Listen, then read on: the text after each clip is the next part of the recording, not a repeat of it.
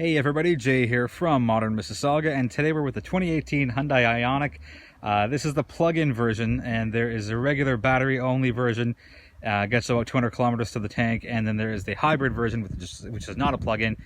This is the plug-in version, gets about 1,000 kilometers in total. Hyundai's website says 47 kilometers on a full charge. I've squeezed out almost 60 kilometers. It's just more a matter of kind of being able to predict traffic, not gunning off a dead stop, and kind of just coasting to a stoplight if it's safe to do so, obviously. But the mileage on the car is fantastic. Over on the outside, charging port is right there, and the gas tank is back there. 43 liters to fill the tank. It doesn't even matter if gas is almost $1.40 in the middle of May of 2018. This will not hurt your wallet. You may lose some petrol points, but no big deal. Walking around the car, 16-inch tires. This is the top trim for they call it the Electric Plus version. So there's no front plate. It's a media press car. Once it does get sold, they'll put a couple of holes at the bottom of the bumper, and that's how you get your front plates on there. We'll kind of just go a little closer. There's Hyundai's little shield there, and that kind of does that's kind of the radar and the sensors. So we'll kind of just keep walking around the outside. The car is not flashy by any means. It's a really conservative design, and there's there we are. Sorry, I'm using a new gimbal. I'm trying to get the hang of it. Osmo 2, so far so good. Anyways, the styling's not bad. Like I said, it's not gonna win any massive awards for best design work, but give me a car that has function over fashion, 8 days a week, and I'm a happy guy with that. As we continue to kind of go around the outside, let's go around the rear, and I'll kind of just give you a better look. I know it zoomed in and zoomed out when I got started on the video. So that's what you're looking at. Again, LED lights for your brake lights, and the turn signals on the mirrors. So it's a good looking car. Sorry, I apologize a lot if the video is a little kind of angled a bit, but I'll try and be more steady for the rest of it, I promise. Yeah, so I'll open up the trunk here, and it's nice because it's just a little, oh, where are we? There we go. So let's do that. So 750 liters of cargo space. Pretty good for a hybrid. Battery packs are under the back seats, so you don't get penalized too much on your trunk space. You might lose a little bit, but 750 is a fair amount. Then the seats do go down to give you a little bit more space as well. One thing I'm not really a big fan of as I pan up with this, there's that bar in the middle. There we are. I think if I was an engineer, I would have found a way just to make it all glass. Or even get rid of that little window part up there. It's just a little weird to look back and kind of see a split as opposed to one clear line of sight, but that's not the end of the world for me. Anyways, let's close up the trunk again, and there's there we are. There's a bit of a better look at it, and there's a privacy cover as well. So if you don't want people seeing what you have in the trunk, you just do one of those and let it go, and it slides back as well. All right, so let's shut that and get you one last look at the outside, and there's a nice look at it. Yeah, so that is the outside of the 2018 Hyundai Ioniq Electric Plus, which is the plug-in hybrid. Same as last year's. It was new last year, not so new this year. Yeah, anyways, that's that. I will try and be a little quicker on the inside because we're at 4 minutes. Okay, be right back. So just before we go inside the 2018 Ioniq plug-in hybrid, let's look under the hood, and here's where they put the 1.6 liter 4-cylinder engine, 104 horse, 109, oops, where's that latch? There it is, 104 horse, 109 pound-feet of torque. It says plug-in hybrid. If you don't know you're driving one, well, that's a whole separate discussion, but everything's nicely and cleanly tucked away here. So let's just drop that. Here is your plug-in port. There we go. And pretty standard stuff, and there's Hyundai's Blue Drive logo right there. Come on, there we go, close that up. So here is a good look at the inside, just before we go in, kind of an overall view. It's very Hyundai, it's very conservative, but it is so clean and modern and easy to understand everything as far as information-wise that the car gives you. So the car's on. So I love right in the middle, that's your amount of mileage remaining. No guessing. No, well, I'm not sure how much mileage I have left. Right in the middle there. I've done 431 kilometers. I've used a little less than half a tank. This is going to be your favorite button on the steering wheel because that controls everything for your drive info. So I've done 3.9 liters per 100 kilometers. Why is that flickering? Anyways, that's better. 3.9 liters per 100 kilometers, and so I've got no electric range left. That's what it's going to show there for the highs and lows. And I'll go down. Yeah, 431 kilometers, average speed 37, and I've driven for about 12 hours.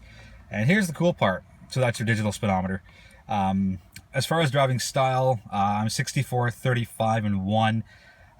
The aggressive was I just punched the gas pedal to get on the highway as fast as I could to see what it would do. But yeah, so aside from that, it is a beautifully laid out dashboard. It is fantastic. When you hit the brakes, the charge bar comes on, and when you put this it's kind of like your tack. Again, when my 1% for aggressive driving, I put the pedal all the way down, and it goes from green to the red to the power band. Just to kind of show you how hard you're pressing down on the gas and what kind of an effect it has. Again, I can't stress enough just how great that number is in the middle. No guesswork. When I got the car, it was almost 1,000 kilometers with a full charge and a full tank of gas.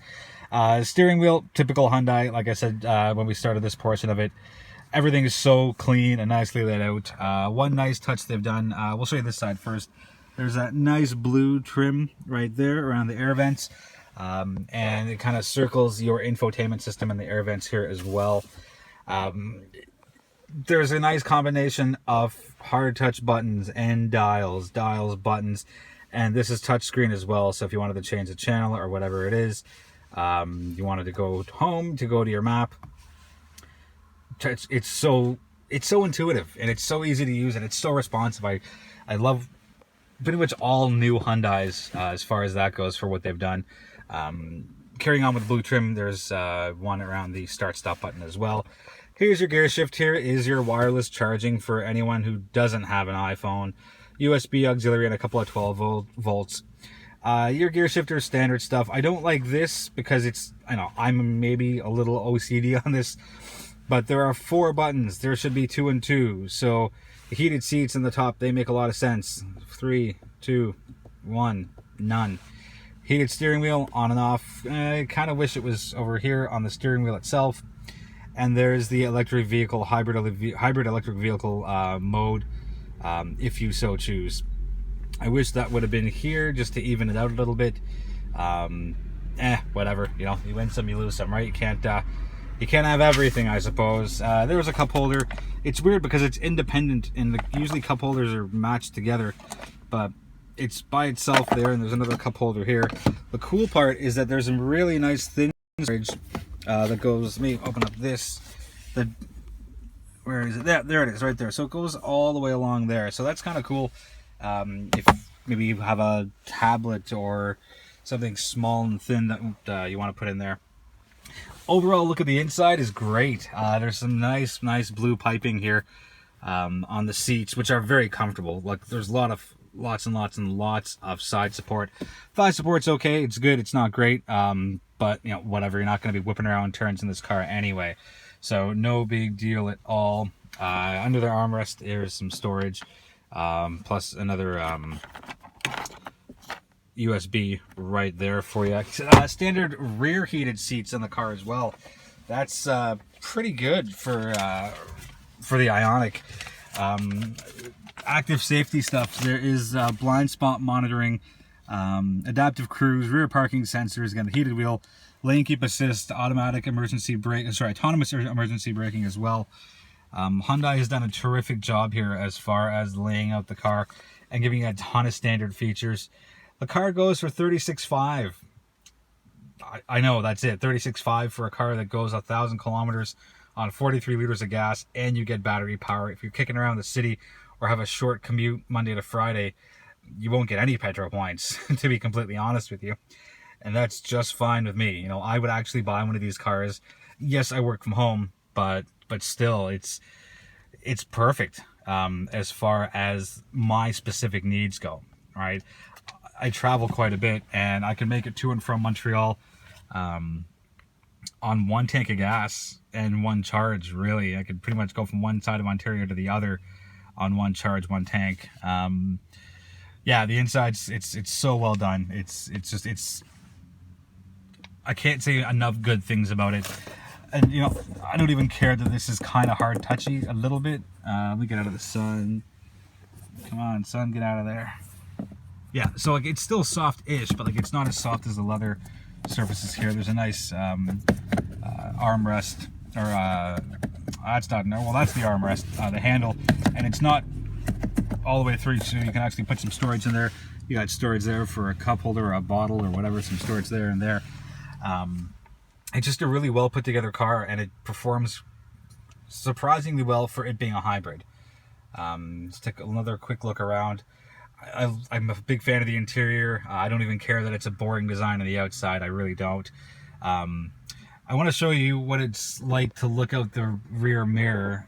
So you see that bar, it's right there in the middle, and it's I guess if I have a complaint about the car, that's it. It's really weird to, at least for me, for only a week of driving, to look out the rear view mirror and see that kind of bar in the middle, and I wish they would have gotten rid of that somehow, and you know, maybe the next generation will.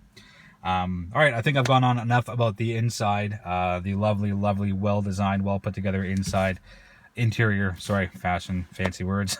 All right, we'll be right back with the driving portion of the 2018 Hyundai Ioniq Electric Plus.